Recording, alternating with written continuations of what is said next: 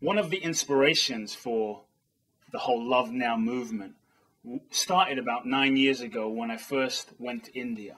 One of my dear friends is a man called Dwarkaji, and for the last 50 years, he's been serving the most impoverished and underprivileged children of India in the poorest state of India called Bihar.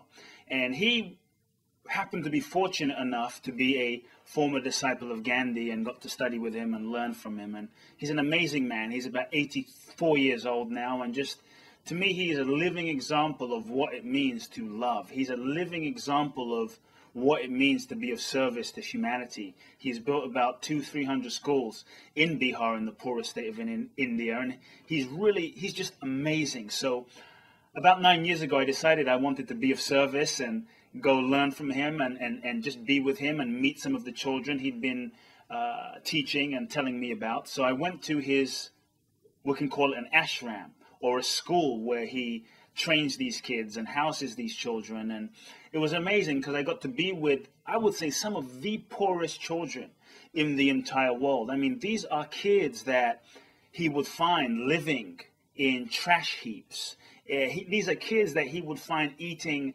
leaves off of the street. These are kids who were put out as even babies and just left to die, and they were just suddenly found and brought to him.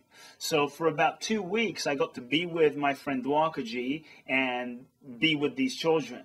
And for these 2 weeks, I just got to be with them and play with them and, at least in my own way, love them. But something happened for me in about 2 weeks that I'm almost embarrassed to acknowledge, that I started to get a little frustrated, because here I was thinking I was serving these children. Here I was thinking I was making a difference in these kids' lives. And I remember feeling really frustrated because these children weren't receiving my love. These children weren't responding in a way of appreciation, of acknowledgement of me that I had wanted. So one day, being in a total state of frustration, I told Dwarkaji, I'm going to go and meditate in one of the temples. And my friend Dwarkaji happens to be located in Bodh Gaya, which is where the Buddha got enlightened, and that's where the Bodhi tree is. So I said I was going to go meditate right under the Bodhi tree, right by one of Buddha's statues. And one of the most profound things happened in my life in that moment. This 84-year-old man looked straight into my eyes. And it was as though in that moment he pierced into the very core of my being.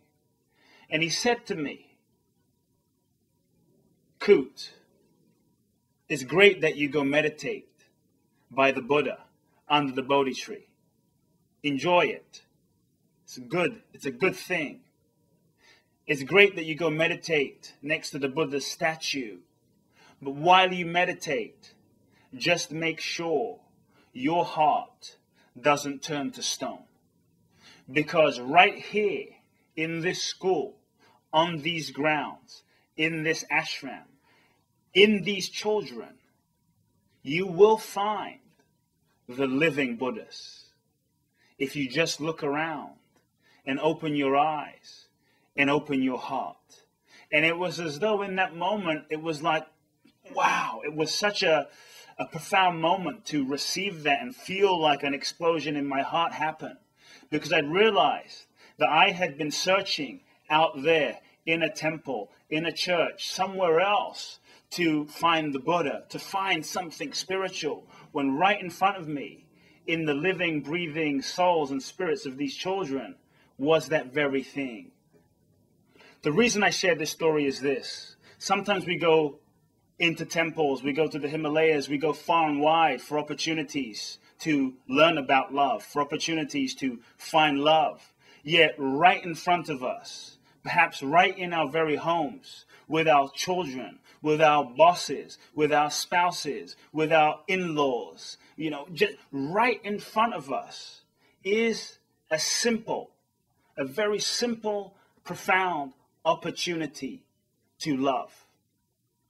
It doesn't have to be a big thing, but it can be those tiny little things we do in our daily reality.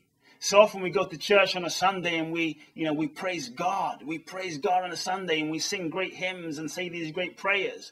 But how are we living our lives on Monday and Tuesday and Wednesday and Thursday and Friday?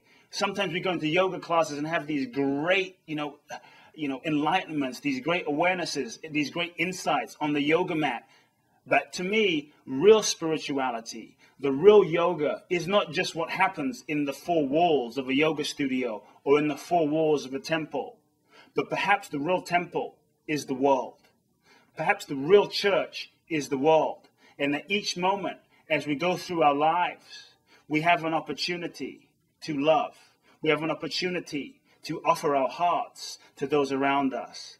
It's all around us if we just open our eyes. It's all around us if we just open our hearts. So my question is this: where are you not loving? What opportunities to love are you overlooking but might be right in front of you? I invite you to love fully today.